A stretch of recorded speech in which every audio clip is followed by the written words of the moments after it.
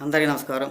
రాష్ట్ర ప్రజలకి, శ్రేయభిలాషులు ప్రతి ఒక్కళ్ళకి which you a new happy new year, నూతన సంవత్సరం శుభాకాంక్షలు. మరి 2025 సంవత్సరం అయిపోయింది. ఆ సంవత్సరంలో పడిన కష్టాలు, నష్టాలు, బాధలు పూర్తిగా తొలగిపోవాలి. ఒక్కసారి ఆలోచించండి రాష్ట్ర ప్రజలు.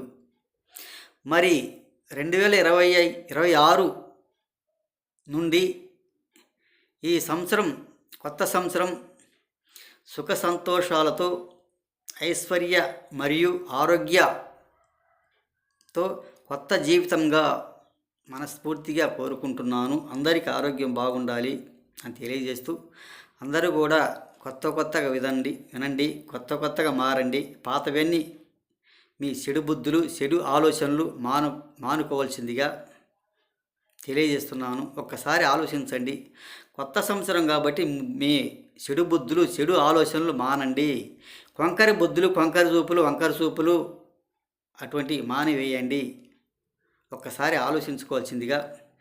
ఏది ఏమైనా మన కొత్త సంవత్సరం, నూతన సంవత్సర శుభాకాంక్షలతో ప్రతి ఒక్కళ్ళు కూడా అందరికీ హృదయపూర్వక ధన్యవాదాలు. అలాగే అంబటి రాంబాబు గారు వైసీపీ ఎమ్మెల్యే, ఓడిపోయిన ఎమ్మెల్యే, ప్రతిపక్ష పార్టీ, ఇరిగేషన్ మినిస్టర్ కూడా పాపం చేశాడు. మరి ఏసాలు పేటీఎం మాటలు మానమని చెప్పండి. మరి ఏపీ ప్రజలు ఎవరు నమ్మరు కదా. ఎవరైనా నమ్ముతారా? ఎవరు నమ్మరు. నమ్మటానికి ఆస్కారం లేదు. రపరపా లేదని చెప్పండి.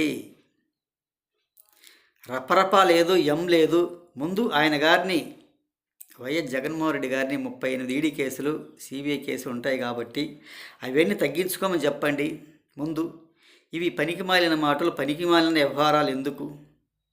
ముందు ఆయన గారు లోపలికి పోకుండా ఆలోచించుకోమని చెప్పండి.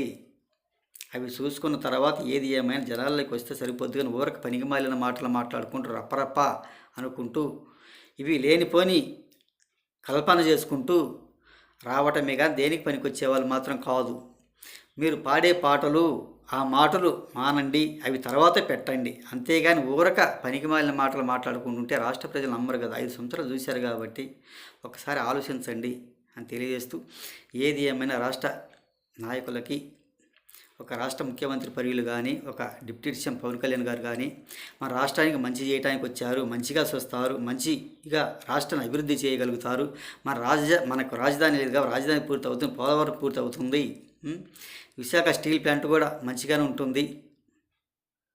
ఒక్కసారి ఆలోచించండి. ఏది ఏమైనా మెడికల్ కాలేజ్ అయినా అన్నీ బాగానే ఉంటాయి. ఈ సంవత్సరం కాబట్టి అందరూ మారండి. మీ సైకో బుద్ధులు, మూర్ఖత్వ బుద్ధులు మానవలసిందిగా కోర్చు.